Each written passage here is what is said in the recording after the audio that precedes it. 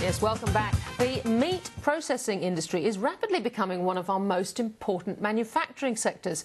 But perhaps because it's so closely associated with agriculture, business doesn't seem to cover it very much. It's been a roller coaster ride for the sector in the last few years. Huge profits, an AMPC inquiry of sorts, and now much tougher times as farmers work to rebuild their cattle and sheep numbers after the drought years. Well, the Australian Meat Processor Corporation is the research and marketing body with about 97% of the sector as members. I caught up with AMPC Chairman Peter Noble.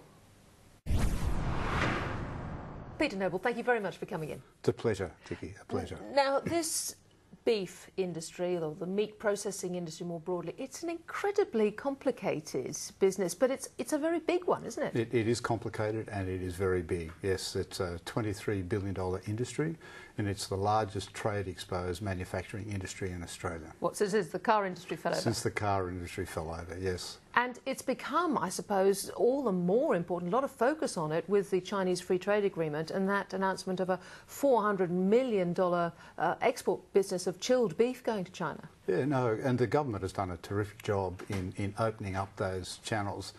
The red meat processors have had a difficulty in getting the last plants accredited for the purposes of exploiting that market, and those barriers now seem to have been lifted. But there's a lot more to be done in that. Now, meanwhile, challenges at home, because we've got quite a few abattoirs actually closing down at the moment. I mean, including one that your family used to own and sold off at Cootamundra. That's right, yeah. When that closed, there were 250 people in Cootamundra put out of business. And that was just February. That was in February. In February. Now, why has this been going on? Well, it went that way because of the increased price in lamb made it. The difficulty in processing at such a high cost means that the market is very difficult to service with high cost lamb, which you would probably know. And this is well, this reflects the cycles. Yes.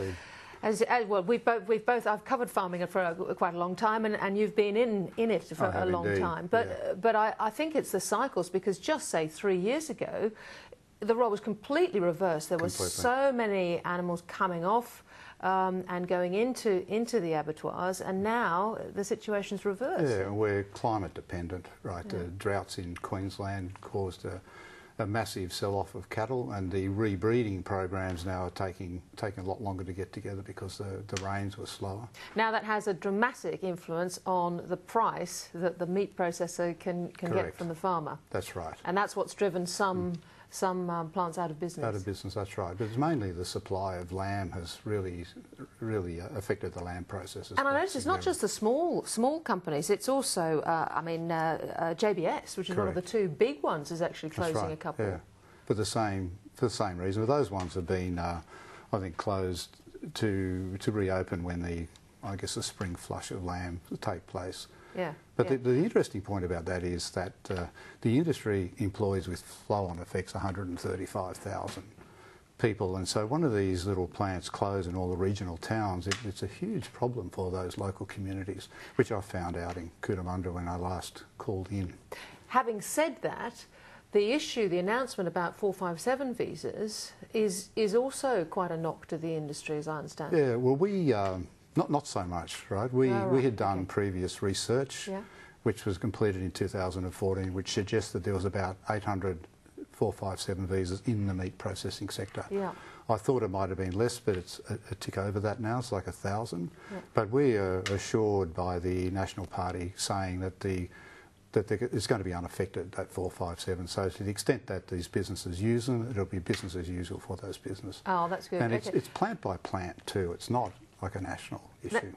One of the other challenges the industry is grappling with at the moment is that review inquiry by the ACCC. Now, that was an inquiry which actually happened at a time, as I was saying, when we were back further in the cycle. Correct, yeah. And in a way, to what extent does it reflect that? Because the prices were all, I mean, the power was with the meat processor, wasn't it, at that stage? Yeah, and while the drought is forcing the turning off of cattle, then they have to be dealt with, right? Because they're products that have a limited shelf life, right? Yeah. So, but It was quite damning, though. I mean, the ACCC inquiry. I mean, it really did talk about the lack of transparency within the industry, particularly at sale yards. Growers not being able to. I remember talking to farmers saying they didn't realise that certain prices on the hoof were not quite what they. You know, there's a lot of confusion out there, which seemed to have been taken advantage of by some of the meat processors. Fair or unfair? Unfair, Right. I think. That we, when the ACCC announced that inquiry, we commissioned our own independent inquiry, and I think it's reflected in the final report, which came out. The final ACCC report. A report, yeah, which came out a month or so ago.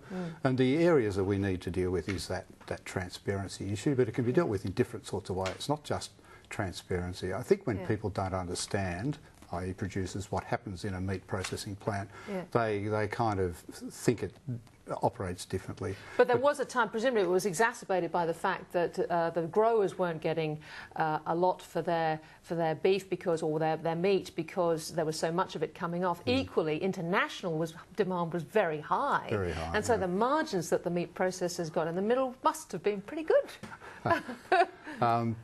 Yeah, but 74% of our produce is sold overseas, and we, to be an effective trade-exposed manufacturing sector, we need to make sure that we remain competitive in those marketplaces. And we think over the next 5 years that the sleeping giants like China, Brazil, the US, other countries in South America are going to improve their offering and attack our market. So our approach Well, let me go to quality, because that was one of the other big issues raised in the ACCC report, which was that, you know, the funny business that could be played with defining the carcass, the size of it, the quality of the meat and everything else. And there were some suggestions that the meat processor had a conflict of interest in assessing that. Now, to what extent is that an issue, and what can be done about it? I'm not sure it's the bigger issue, right? I mean, having been involved in meat processing, the way that we used to deal with that issue was to invite the lamb producers on the floor so that they could actually what was going on. And you'll see a lot of the bigger producers like JBS and Tees have producer days. And Tees had one just recently where they actually showed some of the new technology that they're developing, that DEXA technology. Well, tell me about this, because you've released this, haven't you? This analysis of the... or is it about to be released? It's about to be released on... Well, we think the final report will be finished at the end of May. Right. But on Wednesday we're going to release the second issues report. And what we're asking for people who have an interest, like you do, in the outcome of that, to actually check to see that the issues are properly stated and that the information, if it's not adequate, then to provide the information. And this goes to assessing the quality and the product that goes through. We were looking at, in particular, was the objective carcass measurement was the area we wanted to do. We're looking at the DEXA technology to see how it would apply to that. But we're also looking at transparency issues as well. To what extent is there real potential for this industry to grow rapidly, potentially at the expense of the live transport industry? Yeah, you mean the live export? Live export industry, sorry. Well, no, well, we see them as complementary, right? Do you?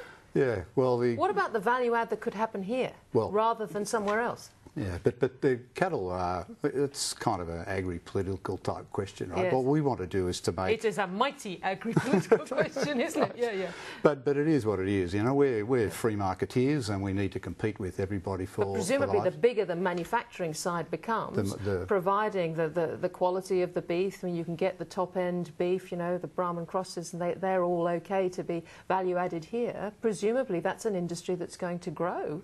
At the expense of the live export industry. And we're hoping that the herd development in Northern Australia will continue to produce a better carcass. Our game is not commodities, it's value added.